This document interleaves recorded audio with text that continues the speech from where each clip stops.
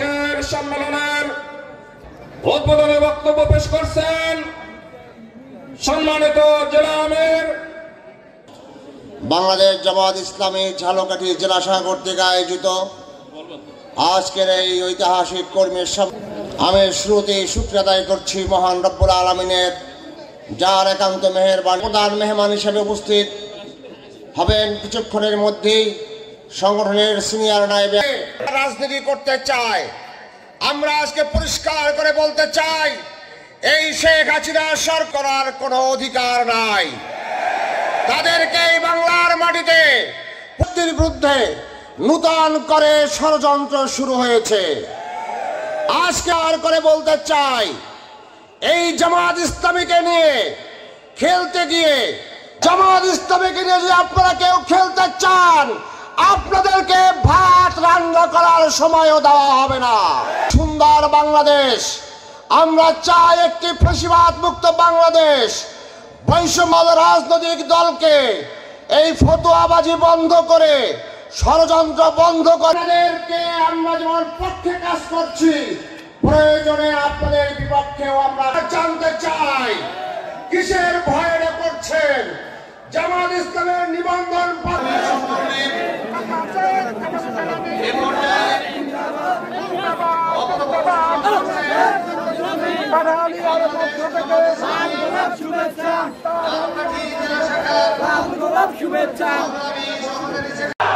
এখন চলছে কার?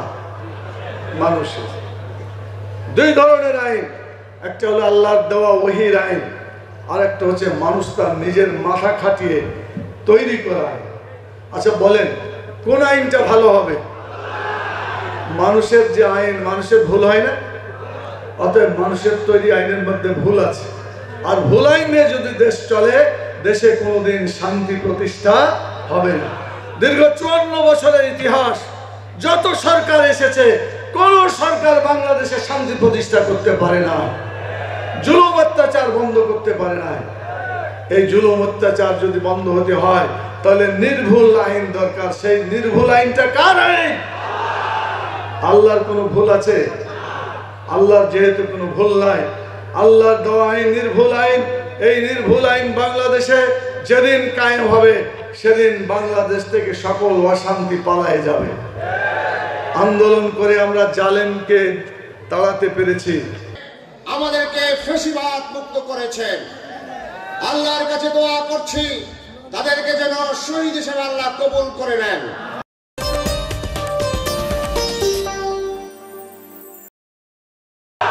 এখন চলছে কার? মানুষের। দুই ধরনের আইন, একটা হলো আল্লাহর দেওয়া ওহীর আইন, আর একটা হচ্ছে মানুষ তার নিজের মাথা খাটিয়ে তৈরি করা আইন। আচ্ছা বলেন, কোন আইনটা ভালো হবে? মানুষের যে আইন, মানুষের ভুল হয় না? অতএব মানুষের তৈরি আইনের মধ্যে ভুল আছে, আর ভুল আইন নিয়ে যদি দেশ চলে, দেশে কোনোদিন শান্তি প্রতিষ্ঠা হবে না। দীর্ঘ 54 বছরের ইতিহাস, যত সরকার এসেছে, কোন সরকার বাংলাদেশে শান্তি প্রতিষ্ঠা করতে পারে না, জুলুম অত্যাচার বন্ধ করতে পারে না। এই জুলুম অত্যাচার যদি বন্ধ হতে হয়, তাহলে নির্ভুল আইন দরকার। সেই নির্ভুল আইনটা কার আইন? আল্লাহর কোনো ভুল আছে? আল্লাহর যেহেতু কোনো ভুল নাই, আল্লাহর দেওয়া আইন নির্ভুল আইন। এই নির্ভুল আইন বাংলাদেশে যেদিন কায়েম হবে, সেদিন বাংলাদেশ থেকে সকল অশান্তি পালায়ে যাবে। আন্দোলন করে আমরা জালেমকে তাড়াতে পেরেছি, কিন্তু জুলুম কি বাংলাদেশ থেকে চলে গেছে? এটা এখনো আছে। মনে রাখবেন, ইসলাম এটি একটু আলো, আর বাকি সবকিছু অন্ধকার। যদি অন্ধকার থাকে, সেখানে আলো থাকে না, আর যদি আলো আসে, সেখানে অন্ধকার থাকতে পারে না। বাংলাদেশে এখন অন্ধকার বিরাজমান, কথা ঠিক কিনা বলেন? আমরা ইসলামকে, আল্লাহর আলো ইসলামকে বাংলাদেশে কায়েম করতে চাই, এবং বাংলাদেশে যত অন্ধকার আছে, যত অন্যায় আছে, অত্যাচার আছে, জুলুম আছে, টেন্ডারবাজি আছে, দখলদারবাজি আছে, যত রকম অন্যায় আছে, সকল অন্যায়কে বাংলাদেশ থেকে তাড়াতে চাই। আপনারা কি রাজি আছেন? এই জন্য একটা স্বাধীনতার আন্দোলন লাগবে, একটা সংগ্রাম আপনাদের করতে হবে। প্রথম সংগ্রাম করে আমরা ভূখণ্ড পেয়েছি, আমরা একটা পতাকা পেয়েছি, আলহামদুলিল্লাহ।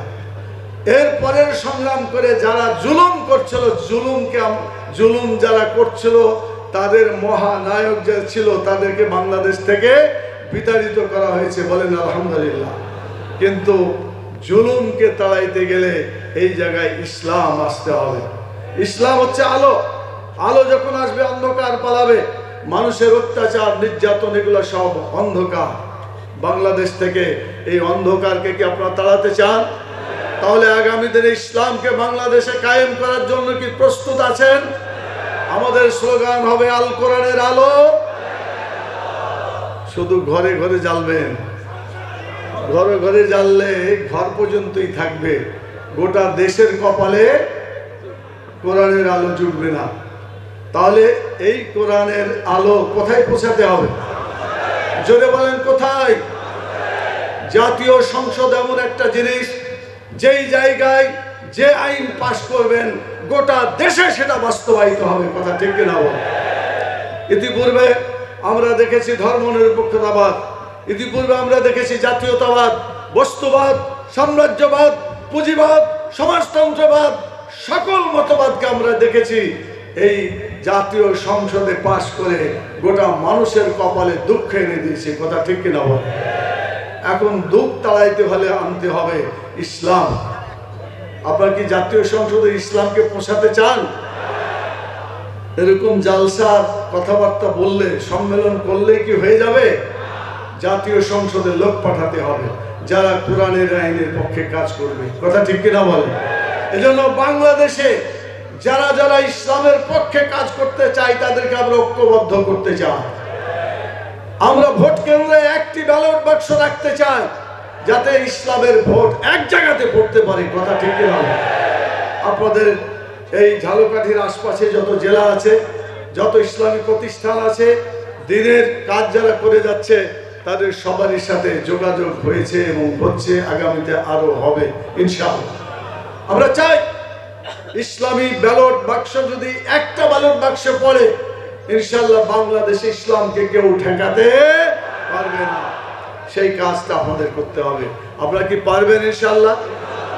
সেজন্য আগামী যে নির্বাচন আসছে, সেই নির্বাচনে আপনাদেরকে আল কোরআনের আলো জাতীয় সংসদে জ্বালো, এই কথাটা বলে সকলের কাছে যেতে হবে। পারবেন? যেতে পারবেন? ইনশাআল্লাহ পারবেন। আমার একটা উদাহরণ দিয়ে আমার কথাকে শেষের দিকে নিয়ে যেতে চাই। জাতীয় সংসদে যখন আমি গেলাম, ওই সময় নামাজের বিরতি ছিল না। আজান হয়ে গেল, আমি বললাম মাননীয় স্পিকার, আজান হয়েছে, সংসদকে বন্ধ করেন, বিরতি দেন।